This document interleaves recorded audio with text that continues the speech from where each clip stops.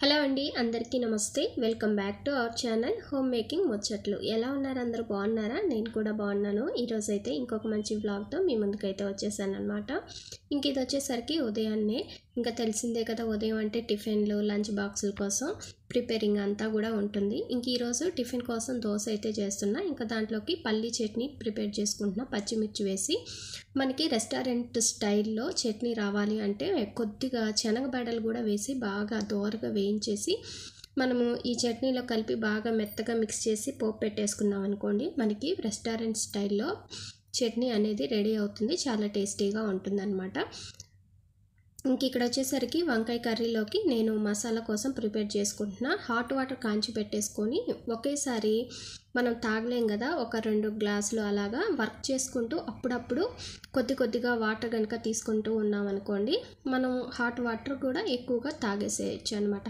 Hot water అంటే మరీ ఎక్కువ కాదు, కొద్దిగా గోరువెచ్చగా ఇంకొంచెం ఎక్కువగా ఉండేలాగా అనమాట. ఇంక ఇక్కడ కర్రీ కోసం మసాలా ప్రిపేర్ చేసుకుంటున్నా. మనం నువ్వులు ఉంటే నువ్వులు కూడా యాడ్ చేసుకోవచ్చు, చాలా టేస్టీగా ఉంటుంది వంకాయ కర్రీలో.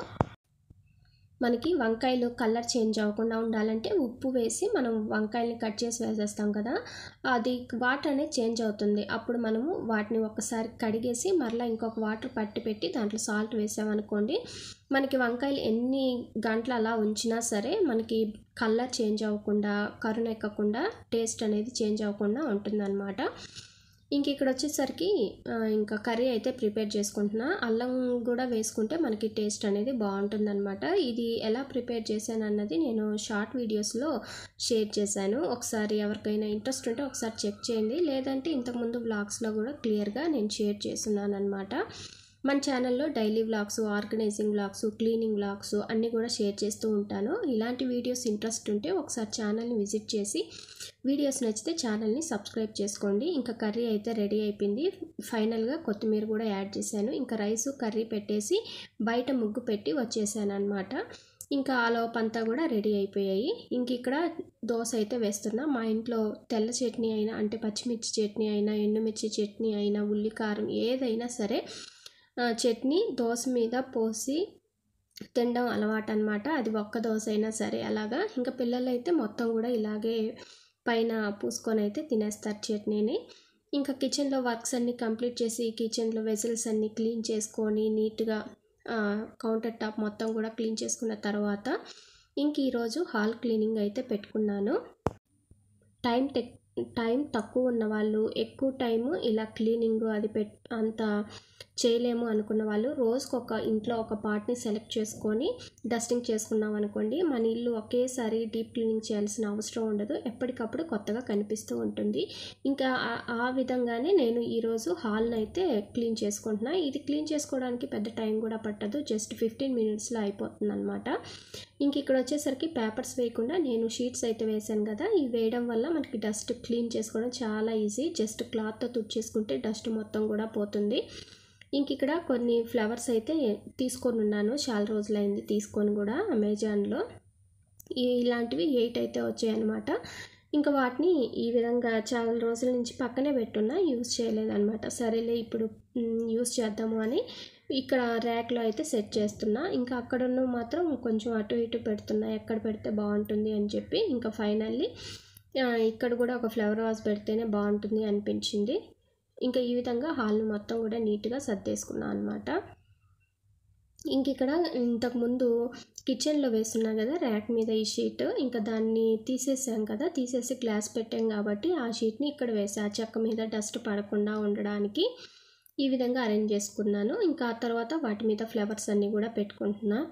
ఇలా మనం ఉన్న వాటినే కొద్దిగా అటు ఇటు చేంజ్ చేస్తూ ఎప్పటికప్పుడు నీట్గా పెట్టుకున్నాం అనుకోండి, మన ఇల్లే మనకి చాలా అందంగా, కొత్తగా, పీస్ఫుల్గా అనిపిస్తుంది. మనం ఏదైనా ఒక పని స్టార్ట్ చేయాలంటే ఇల్లు అనేది మెయిన్గా పీస్ఫుల్గా ఉంటేనే మనం ఇంట్లో పనులు కానీ, లేదంటే బయటకు వెళ్ళి చేసే పనులు కానీ పర్ఫెక్ట్గా చేయగలుగుతాం అన్నమాట.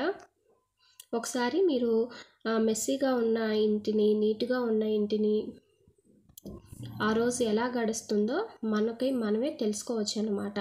నీట్గా ఉన్న రోజు మైండ్ అనేది చాలా పీస్ఫుల్గా ఉండి పనులు కూడా ఇంకా స్పీడ్గా చేసుకోగలుగుతాం. అదే ఎక్కడ వస్తువులు ఎక్కడవక్కడ ఉన్నాయనుకోండి, ఆ రోజు మన మైండ్ కూడా డిస్టర్బ్గా ఉంటుంది, పనులు కూడా చేసుకోలేమన్నమాట. దీనికోసమైనా సరే రోజులో మనము ఒక 15 నిమిషాలు కేటాయించేసి ఇల్లు మొత్తం కూడా నీట్గా సెట్ చేసుకున్నామంటే, ప్రతిరోజు డస్టింగ్ చేయాల్సిన పని లేదు కదా. ఎక్కడ వస్తువులు అక్కడ నీట్గా పెట్టుకున్నామంటే మనకి ఇల్లు అనేది ఎప్పుడు నీట్గా ఉంటుంది, అందంగా కూడా ఉంటుంది. ఇంకా ఆ వర్క్స్ అన్నీ కూడా కంప్లీట్ చేసేసుకున్నాను. ఇంక ఇక్కడ వచ్చేసరికి సాయంత్రానికి మినపట్లాగా వేద్దామనేసి మినప్పప్పు దాంట్లో కొద్దిగా బియ్యాన్ని యాడ్ చేశాను అనమాట. ఎందుకంటే మరీ సాఫ్ట్గా లేకుండా కొంచెం క్రిస్పీగా వస్తుంది కదా అని చెప్పి.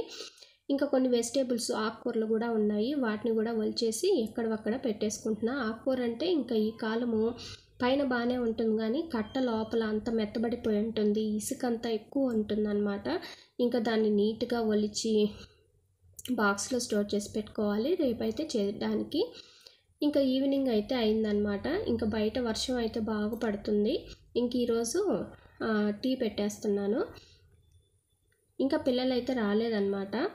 చూసారు కదా 4:30 అలా అవుతుంది ఇప్పుడు టైము. లైట్స్ ఆఫ్ చేస్తే అంత చీకటి అయిపోయింది. 4:20 అలా అవుతుంది టైం అయితే.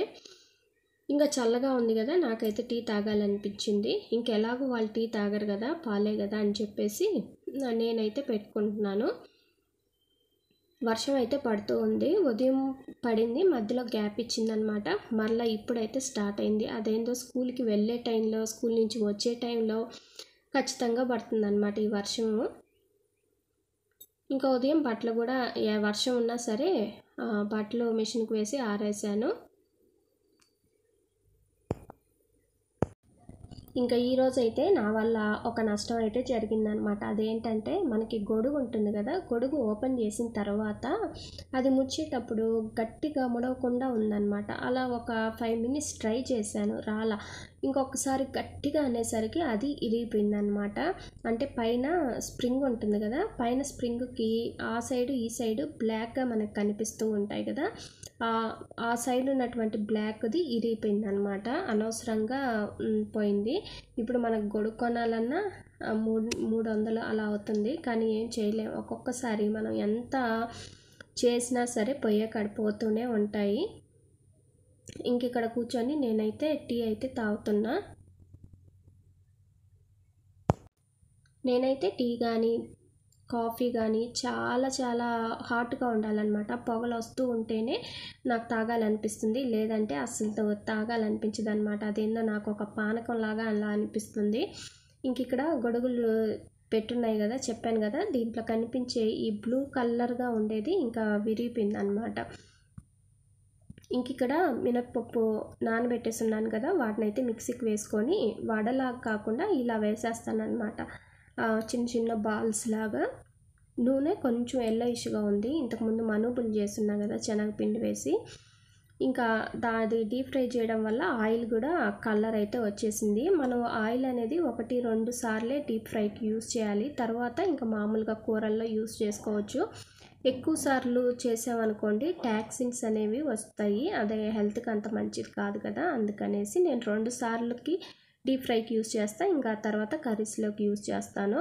ఇంకా మా పిల్లలు ఏంటంటే దాని మీద ప్రయోగం చేస్తూ ఉన్నారు, విరిగిపోయిన గొడుగు మీద. అది ఎలా ఉంది, ఏమేమి ఉన్నాయి దాంట్లో, మళ్ళీ సెట్ అవుతుందా అని.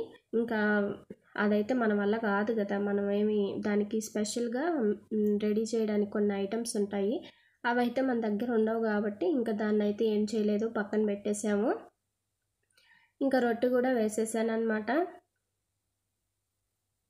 ఇలాంటివి చాలా వస్తూనే ఉంటాయి కదా రోజులో. ఒక్కోసారి అనిపిస్తుంది అనవసరంగా వేస్ట్ చేసాం కదా అని చెప్పి. ఇంక మనమైతే ఏం చేయలేము. ఇంక ఇక్కడ సాయంత్రం అనమాట, ఫ్రెష్ అప్ అయిపోయి ఇంకా పూజ అయితే బయట మందార పూలు అలాగే ఉన్నాయి, ఉదయం నుంచి ఎవ్వరు కొయ్యలేదన్నమాట. వాటిని చూస్తుంటే నాకైతే కోసుకొని వచ్చి పూజ చేసుకోవాలి అనిపించింది. ఇంకా వాటిని కోసుకొచ్చేసి చక్కగా ఇంట్లో దీపం అయితే పెట్టుకున్నాను. ఇలా పెట్టుకుంటే చాలా మనసు అనేది ప్రశాంతంగా ఉంటుందన్నమాట. మన కోరికలు నెరవేరుతాయా లేదా అన్నది తర్వాత విషయం. మైండ్ అనేది చాలా ప్రశాంతంగా ఉంటుంది. అనవసరంగా నేను గొడుగు ఇరగొట్టేసాను అన్న ఫీలింగ్ అయితే ఉండేదన్నమాట. ఇంకా పూజ చేసుకున్న తర్వాత ఆ ఆలోచన అనేది కొంచెం తగ్గింది. పూర్తిగా అయితే మనకి ఇది పూజ చేయడం వల్ల ఆ నష్టం అయితే ఏం తిరిగి గొడుగు మళ్ళీ రెడీ అయ్యి వచ్చేయదు. కాకపోతే ఏంటంటే మన మనసు ప్రశాంతంగా ఉండడానికి మనము ఇలా మెడిటేషన్ మెథడ్లో పూజ అనేది చేసుకుంటూ ఉంటామన్నమాట. అంతే తప్పించి మనం కోరుకున్న ప్రతి కోరిక నెరవేరుతుంది అని అయితే కాదు. అదండి ఇవాల్టి వీడియో అయితే. Thank you for watching. ఇంకో మంచి వీడియోతో మళ్ళీ కలుద్దాం. Bye, take care.